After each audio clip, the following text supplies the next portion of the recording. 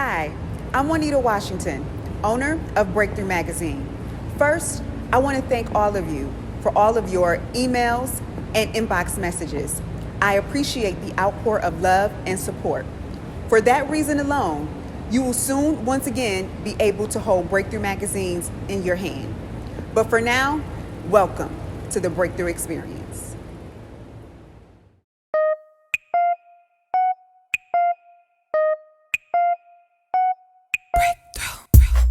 We just wanna motivate ya, just trying to elevate ya. In you we do believe, it's BreakThru Magazine. The time is now, we've gotta show you all. We wanna uplift and empower y'all. The time is now, we gotta show you all. We wanna uplift and empower y'all. We just wanna motivate ya, just trying to elevate ya. In you we do believe, it's BreakThru Magazine.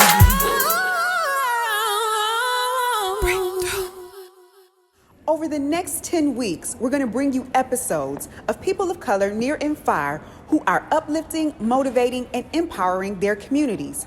This week, we're focusing on those who are pushing towards destiny. We begin with the woman and the story behind SisFit.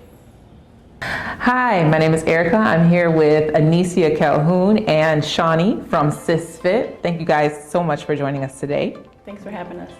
Anicia, tell us about the journey of SisFit and how it evolved. So again, we started with a trial group of 5 women just committing for the month of May. And within that group of 5 women, everyone was able to see good results. So in turn, we were doing our workouts virtual. We would do Google Duo, FaceTime after my shifts at the hospital. And once it got nice outside and Cuomo lifted the restrictions with the small gatherings outdoors, we started going to the parks. And it was our first time going out to Maplewood Park. And a few people were like, oh my God, how can I want to come, when are you going next time? And I went back to my group, because again, these are my ladies, this is our group, this is our thing right now. So I'm like, oh, what do you think about inviting some people in? They were all receptive, like, oh yeah, that'll be good. And from there, we went from the 5 women in May, and then June I went up to 15 women. And at this point, I'm compensating myself. I'm like, okay, I'm gonna make this a thing, so I'm charging $10 that comes to the sessions. And they were more than willing, like, oh yeah, we wanna be a part of this, so we're gonna do it. So I went from 5 women to 15, July I went to 30. And then now we're going into the fall, and the women were like, oh, well, is this something that we're gonna be able to do when it gets cold out, when the winter comes? And I'm like, well, it's gonna be snow outside. Yeah. But okay, let me, and as I continued to grow, I became inspired and like, okay, let me start looking. And so now we have our own studio space over on Tremont Street. And we moved into there in September. We had our grand opening and opened the doors in October. And we have since continued to grow from the 30 to 72, month after month, 80. And we, in this current month here, have 131 women with us. Wow. So virtual, in person, it's been a journey, but growing. Yeah. And I would have to say, to be honest, it was intimidating in the beginning. I think based off of our cultural expectations or assumptions, fitness or health, you're considered to be small, and the smaller ones are the ones that may be a little bit more fit or healthy. And so honestly, out of the Fit 5, I was one of the most larger ones. And so I was intimidated. And then when we used to hit the hill, it was hard. I could not keep up, and we was in the woods, and I'm like, listen, if they leave me, the deer might come. But I can honestly say, like me, and as you mentioned, she mentioned, she continued to say we. Because I've been a part of so many different gyms and had other memberships and joined groups. I've never been able to lose more than 3 pounds. I've never been that consistent. And as women, we get in love, we have kids, and we gain that happy weight. So it has been hard, but here I am down a total of 37 pounds. I have reached my goal weight. And if you want to learn more, make sure that you subscribe to our website at www.sisfitrock.com. And for more healthy tips, join me at fitmomsrock.com on Facebook. COVID impacted all of us, and for some, it required us to dig a little deeper into our passions. Today, we introduce you to the evolution of beauty, for Ashes. Hello and welcome to another edition of BreakThru Magazine. I am Jazzy T and I'm here with Roslyn Matthews. We are inside Beauty for Ashes Makeup Studio. It's so good to be here today as we are moving into destiny. Roz, tell the people a little bit about yourself. Well, I'm Rosalind Matthew. I'm a makeup artist for over 25 years in the Rochester area. And now I love to do floral, all things floral. What? Yes. All right, first of all, before we step into that second part, let's talk about Beauty for Ashes, how long you have been here in this space, and how COVID-19 impacted your business. Well, I've been in this beautiful space for 3 years, and COVID-19 really did impact my business this year. I mean, and the fact that I could only have one person in the studio at a time, that was a big change because I'm used to doing wedding parties. So now it's one person at a time, and if I go out on site again, I have to go into a room where there's only one person at a time. So my clientele has slowed down a little bit, but I still get clients, just not the volume that I had before COVID-19. How were you able to pivot into these beautiful arrangements that we see here today? Well, I guess I moved into my destiny by just really moving forward with my creativity in the area of florals. I've always done floral designs for myself. Okay. And my clients came in, they were like, I like these floral arrangements. And I had 2 brides come in back to back who asked me to do their bouquets. So for the first time this year, I did bridal bouquets. And I'm like, you know what? This is something that's in me. I'm just gonna move forward with this. And I gave it a name. The name of the business will be Blossom Boutique, Floral Boutique. And I'm moving forward with that and doing pretty well too. And no matter what restrictions are placed upon us, you'll be able to create these things and get them out to the brides who need them. Yes, absolutely. Social distancing at its finest, because I can do these at home and deliver them before the wedding date even, and pretty much no contact if I don't want there to be contact, but it's a safe way to have an extra stream of income. Yeah. And so between Beauty for Ashes and now Blossom, how are you sharing your gifts and talents with the world? Like, what do you feel you were placed here to do?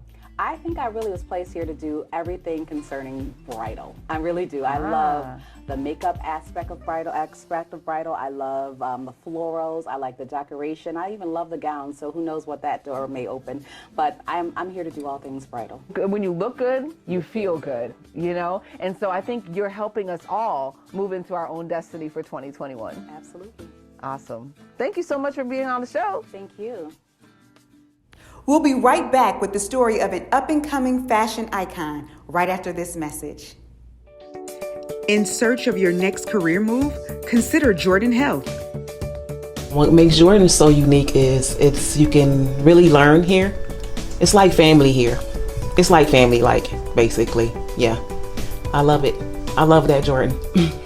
So I decided to come to Jordan because this was a place that I came to when I was a kid, and my family chose to come here when we first came to America. So as a way to give back to those that are newly arriving in the community at large, I've decided to join here and be employed at Jordan. What are you waiting for? Do it. This is an opportunity for you to give back as well as for you to get. I often say, I think I get more out of it than what I actually give. So stop waiting. Go ahead and do it. Don't wait a second longer. Take a look at our open positions and apply today at jordanhealth.org, because we are Jordan. We are Jordan. We are Jordan.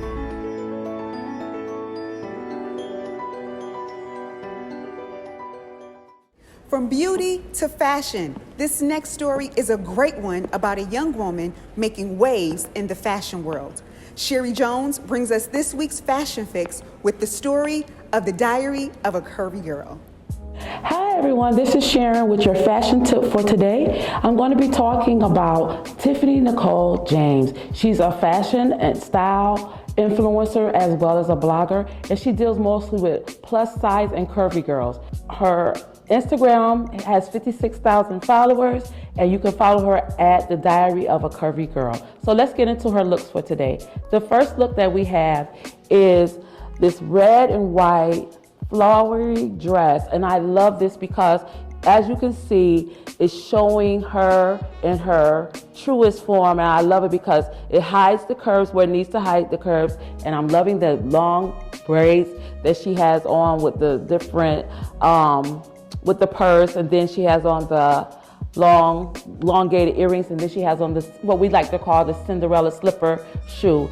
And this is for my tall, curvy girls. Tiffany is a curvy model, but she's awesome, and so I love this style on her. And this could fit, this dress actually goes from a small to a 3X. We're going to go to our next picture. Now, I love this picture as well.